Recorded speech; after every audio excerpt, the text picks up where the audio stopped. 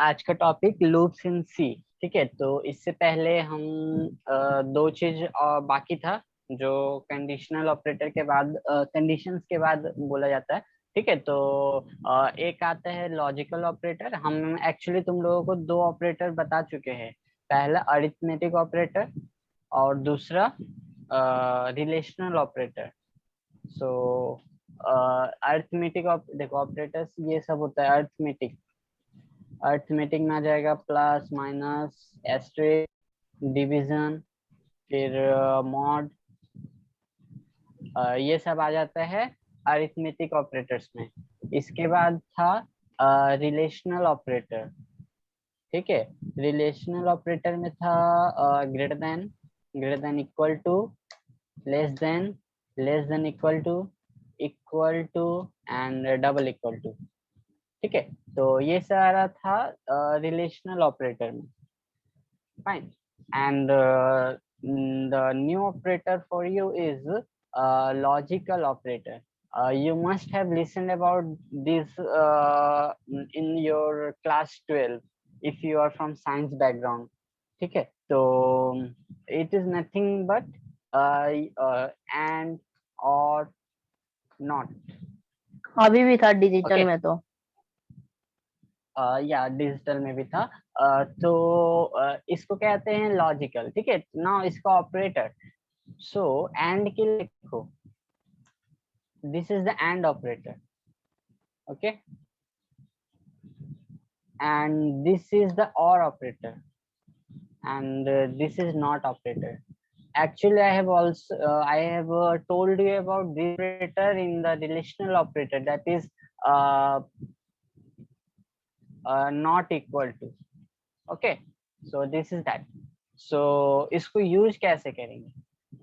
Very simple. जिस तरह से हम अरिथमेटिक ऑपरेटर यूज करते हैं, रिलेशनल यूज करते हैं, सिमिलरली लॉजिकल ऑपरेटर यूज करेंगे।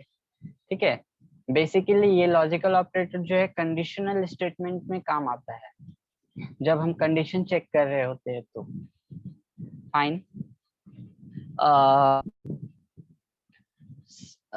तो इसका सिंटेक्स देखो। इफ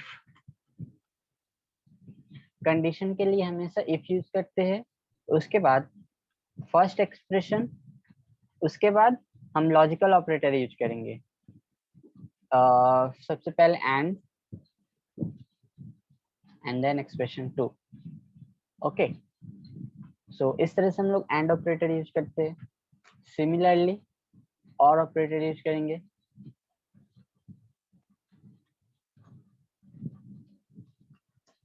एंड सिमिलरली हम लोग नॉट ऑपरेटर यूज करेंगे। सो नाउ नॉट ऑपरेटर कैसे यूज होता है देखो। नॉट ऑपरेटर इक्वल टू में हम लोग जिस तरह से करते थे, नॉट इक्वल टू। ठीक है, if A not equal to 2, so this is that. मतलब देखो, मान लो ये एक एक्सप्रेशन है। ठीक है, सो इसके पहले अगर हम नॉट सिंबल लगा देंगे तो इसका मतलब नॉट दिस एक्सप्रेशन। फाइन, अगर ये ट्रू होगा, सो हम पहले ही बता चुके हैं, true means 1 and false means 0. You must have listened about truth table in class 12 or in your digital subject. ठीक है, so in the truth table, and का truth table, और का और not का, इसका तुम लोग को याद ही होगा। ठीक है, अगर एक्सप्रेशन 1 भी ट्रू रहा, 1 and 1, बोलो ये क्या रिटर्न करेगा? एनीवन?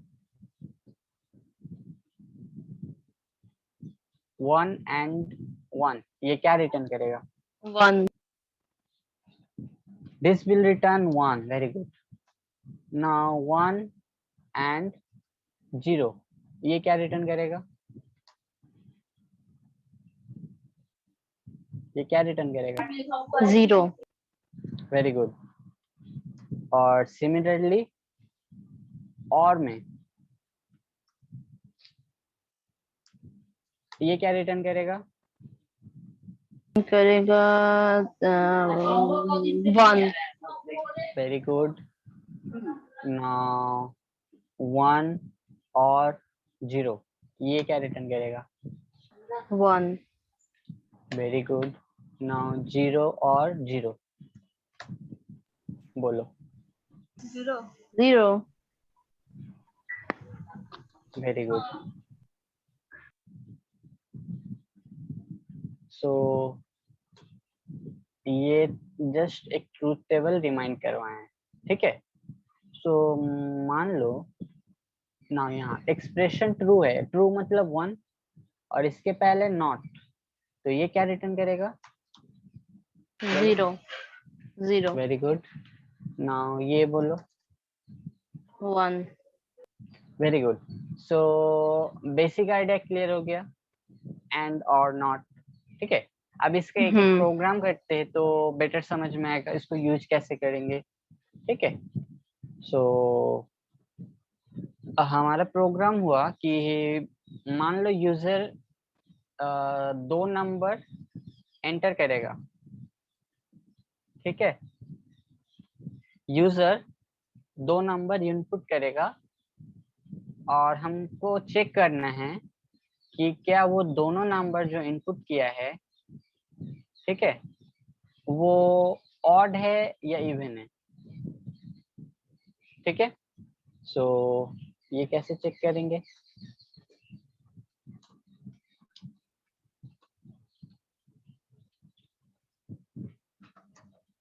हेडर फाइल के बाद हम अपना मेन फंक्शन लगाएं, ठीक है। उसके बाद हमको सबसे पहले इनिशियलाइजेशन करना पड़ेगा। तो 2 नंबर यूजर इनपुट कर रहा है तो उसके लिए हम दे दिए int a and b। Now 2 number ले लेंगे यूजर से, %d, ये सब तुम लोग आता है, प्रैक्टिस हो चुका होगा, ठीक है। नाउ अब हम क्या करेंगे, इफ, ठीक है, हमको क्या प्रिंट करना है, दोनों नंबर ऑड ऑड है कि इवन है, ठीक है। इसको इस तरह से कर सकते, देखो if a mod 2 equal to 0, ठीक है। देखो हमको अगर एक नंबर चेक करना रहता तो हम इस तरह से कर सकते, देखो ये किस तरह से करते थे, एक ब्रैकेट में करते थे ना, इसमें हमको एक और कंडीशन यूज करना है तो इसके लिए इसको अलग ब्रैकेट में रखना होगा। हमको चेक करना है दोनों नंबर इक्वल इवन है कि नहीं, तो एंड यूज करेंगे। Now b mod 2 equal to 0। देखो सिंटैक्स समझ में आया, एंड ऑपरेटर कैसे यूज करते हैं। This is our expression 1, this is our expression 2. If both expression goes true, then the whole condition will be true, ठीक है। Now printf, what will be printed? Both are even. number are even, ठीक है। else अगर इसमें से एक भी गलत हो गया तो क्या प्रिंट होगा, both numbers are not even, ठीक है।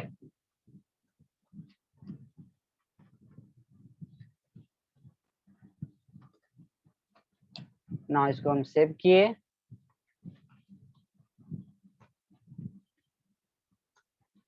अब इसको रन करेंगे।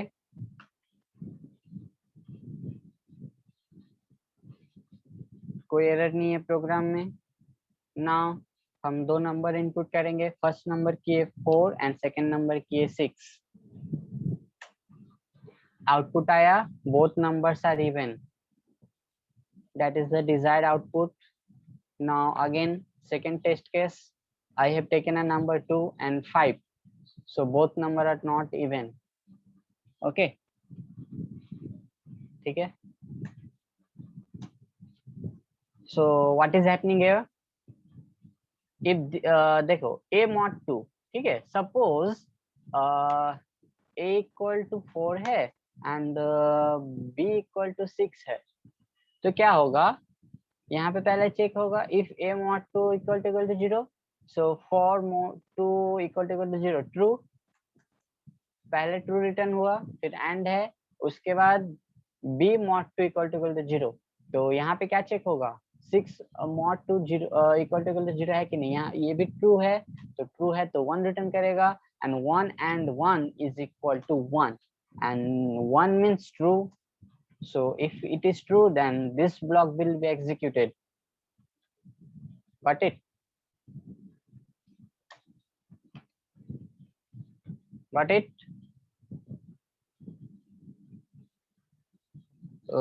Similarly और ऑपरेटर यूज होगा एंड नॉट ऑपरेटर भी यूज होगा इसी तरह से, ठीक है। Now moving to a new operator that is in the conditional operator, and it's basically its name is ternary operator.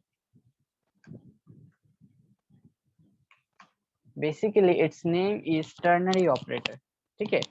इसका सिंबल देखो, सिंटैक्स देखो, इसका सिंटैक्स हुआ पहले देखो टर्नरी ऑपरेटर किसको होते हैं, इसको ऐसे रहेगा तो इसको कहेंगे टर्नरी ऑपरेटर। ना इसका सिंटैक्स हुआ एक्सप्रेशन 1, ठीक है। यहाँ रहेगा तुम्हारा कंडीशन, अगर ये ट्रू रहा तो ये ट्रू पार्ट, फॉल्स रहा तो इधर वाला चलेगा, ठीक है। नाउ क्या हुआ देखो, इफ एक्सप्रेशन 1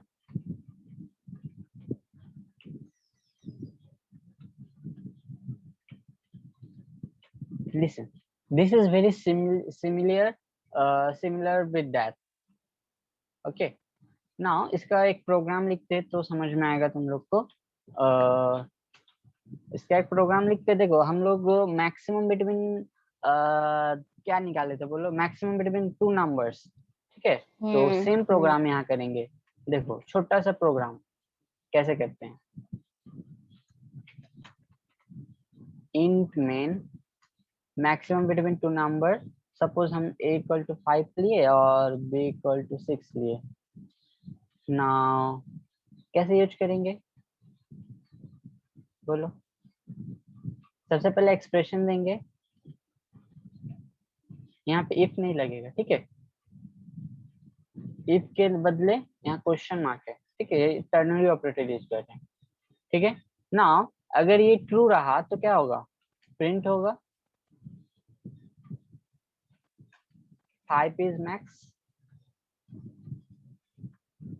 ओके। और अगर ये फॉल्स रहा तो क्या प्रिंट होगा, 6 is max।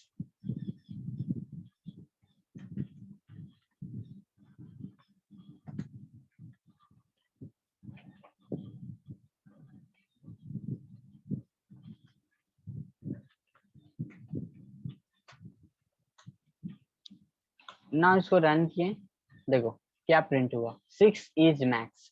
सो ये कैसे हो रहा है, सबसे पहले देखो कंडीशन चेक होगा a ग्रेटर देन b, जो कंडीशन हम लिखते हैं देखो, और इसको हम इफ एल्स के लैंग्वेज में कैसे लिख सकते हैं, if a greater than b, अगर ये ट्रू रहेगा तो क्या चलेगा, ये वाला पार्ट चलेगा,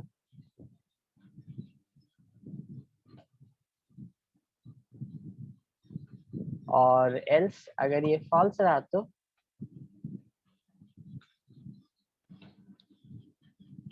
ये चलेगा। देखो इफ एल्स करके अगर लिखेंगे तो इस तरह से लिखना पड़ेगा, और अगर टर्नरी ऑपरेटर यूज करेंगे तो इस तरह से लिखना पड़ेगा। So that was the use of ternary operator. So ternary operator हमेशा छोटा प्रोग्राम के लिए यूज करते हैं, ठीक है, इसमें एक से ज्यादा स्टेटमेंट नहीं डाल सकते, ठीक है। ठीक है। Now we are starting loops.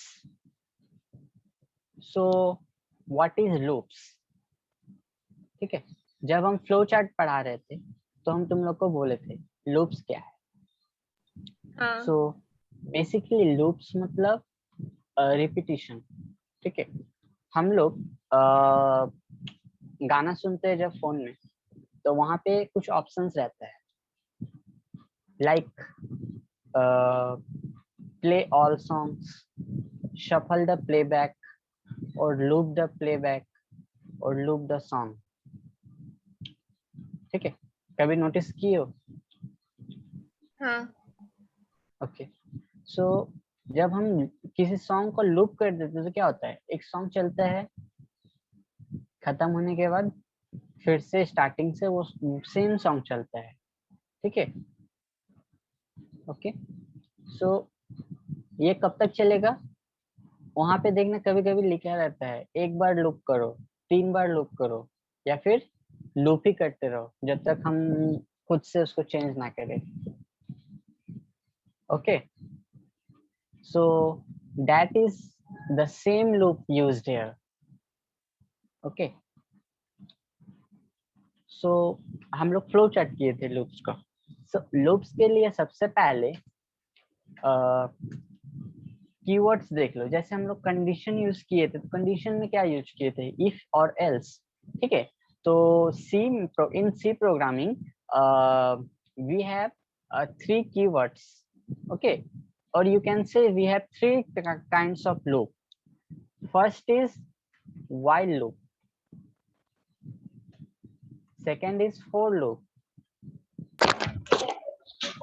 and third one is do while loop. Okay, each loop has its different characteristics, ठीक है। सो हम तुम लोग को तीनों लूप का यूज बताएंगे, लेकिन हम अभी तो हम व्हाइल लूप यूज करेंगे शुरू में, लेकिन आगे चलकर हम सिर्फ फॉर लूप यूज करेंगे, ठीक है। क्यों? क्योंकि जब फॉर लूप का कैरेक्टरिस्टिक्स तुम लोग देखोगे तो तुम लोग भी फॉर लूप को ही प्रीफर करोगे, ठीक है। क्योंकि फॉर लूप थोड़ा इजी होता है। नाउ देखो, व्हाइल लूप सबसे सिंपल लूप। सो इसका सिंटैक्स क्या होता है, while, उसके बाद कंडीशन, जो कि अभी हम बोले थे in the case of song, what we do, we give a condition that कितने टाइम उसको लूप करना है। अगर हम एक बार लूप करेंगे सॉन्ग को तो एक बार रिपीट होगा, अगर हम 3 बार करेंगे तो 3 बार होगा, और अगर हम कंटिन्यूअसली लूप करते जाए मतलब कभी खत्म ही नहीं होगा जब तक हम ना खत्म करें, ठीक है। तो क्या सारा कुछ एक कंडीशन होता है, तो this is that condition. Now इसके अंदर मेरा ब्लॉक स्टेटमेंट्स वगैरह रहेगा, ठीक है। जैसे ही यहाँ पे खत्म होगा, ठीक है, यहाँ पे आएगा, एक एक करके कंपाइल होगा, यहाँ यहाँ यहाँ यहाँ। नाउ जैसे ही लास्ट में पहुंचेगा तो ये फिर से जाएगा ऊपर, कंडीशन चेक करेगा, कंडीशन अगर ट्रू रहा तो लूप के अंदर जाएगा, ठीक है। नाउ जिस तरह से इफ एल्स यूज करते थे जब वहां पे क्या रहता था, अगर वो ट्रू रहेगा तो ट्रू पार्ट में जाएगा, नहीं तो फॉल्स रहेगा तो एल्स पार्ट में जाएगा। यहाँ पे वैसा नहीं है, यहाँ पे अगर ट्रू रहा तो ही अंदर का स्टेटमेंट एग्जीक्यूट करेगा, अगर कंडीशन यहाँ व्हाइल लूप का जो कंडीशन फॉल्स हो गया तो कंट्रोल डायरेक्टली स्टेटमेंट के बाहर जाएगा। मतलब ये जो ब्लॉक है, व्हाइल कंडीशन वाला जो ब्लॉक है, ठीक है, कंट्रोल जो रहेगा हमारा कंपाइलर का, वो डायरेक्ट इस लूप के बाहर चला जाएगा अगर कंडीशन फॉल्स हो गया तो। ओके, नाउ फॉर लूप भी बताएंगे, डू वाइल भी बताएंगे। तो अभी तुम लोग को पहले वाइल बताए हैं तो उसका एक प्रोग्राम कर लो तो तुम लोग को समझ में आएगा। So for program we have earlier done the flow chart on loops. Okay, so the question was draw a flow chart to find sum of n natural number. So here we have to write the C program. So question will be write a C program to find sum of n natural number. Okay, so what is natural number? I have told you earlier, natural number is simply 1, 2, 3, 4, 5, 6, 7, 8. 1, 2, 3, 4, 5 up to n. So we have to find the sum of this series. Okay, so how we'll do?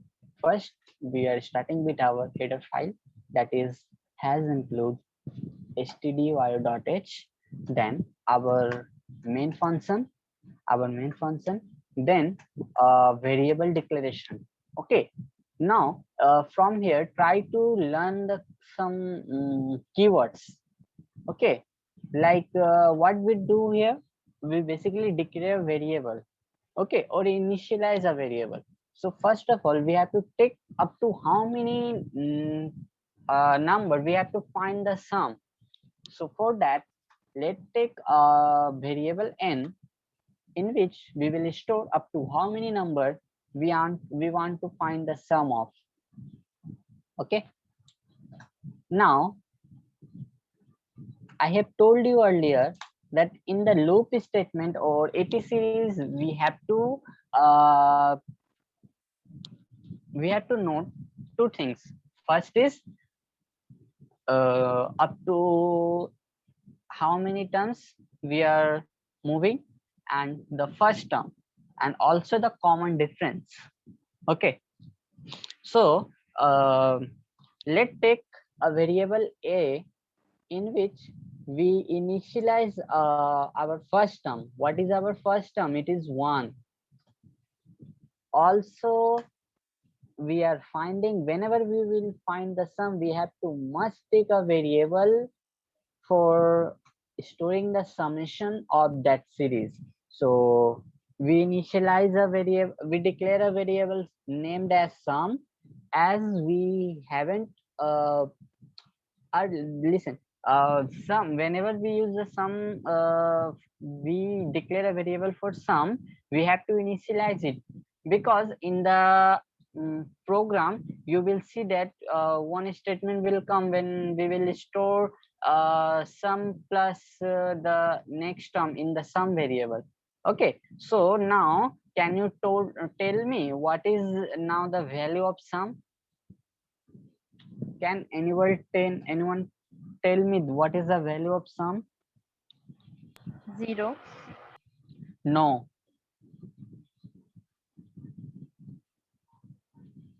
It is garbage value. ओ हाँ, अगर नहीं put करेंगे तो garbage value लेता है. In C, a variable which is declared and not initialized is by default initialized by the garbage value. Okay, remember this. So here we don't have to store garbage value in sum, we will store 0 here, because we haven't find any sum till now. Okay, fine. Now give a message, print enter number of term, and scanf ampersand n. Okay, so you must know the logic how to find sum. Okay, you have already done its flowchart. Sure. So now after this statement, you can see in the flowchart we used a diamond symbol that indicates that we are using a condition. Okay, now the condition go after executing the condition, we use a loop. So for loop we have a keyword while, and within that we have to put the condition. What was the condition? Condition क्या था बोलो? Hello. Sum of natural numbers. No, condition. What was our condition?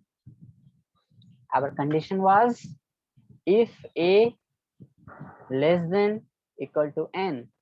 This was our condition. You must remember. You have already done the flow chart. Okay. So this was our condition. That is a less than equal to n. Now after this, what we done? We stored sum plus a in some variable. Okay, and after that we increase the a by 1. Okay, after executing this statement, the control will be back to the while statement and the condition will be checked again. After this, if the condition goes true, then this block will be executed. If the condition goes false, then the control will be here, and we will print sum of numbers are sum.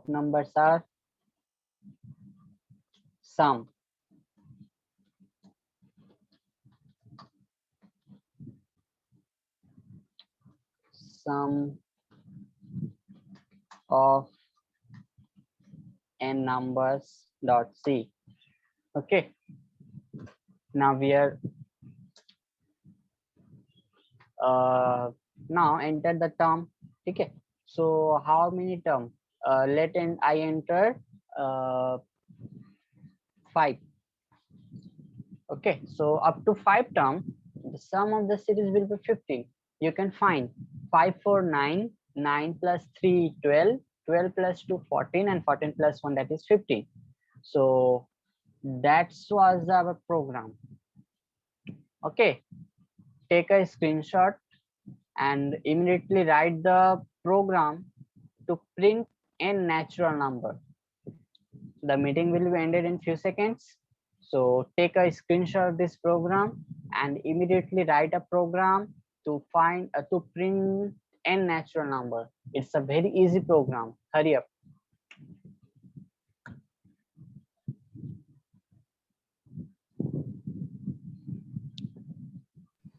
क्या करेंगे? Write a program to print first n natural number. Okay. ये वाला समझ में आ गया है ना? तो वो हो जाएगा. हाँ. जल्दी से ट्राई करो.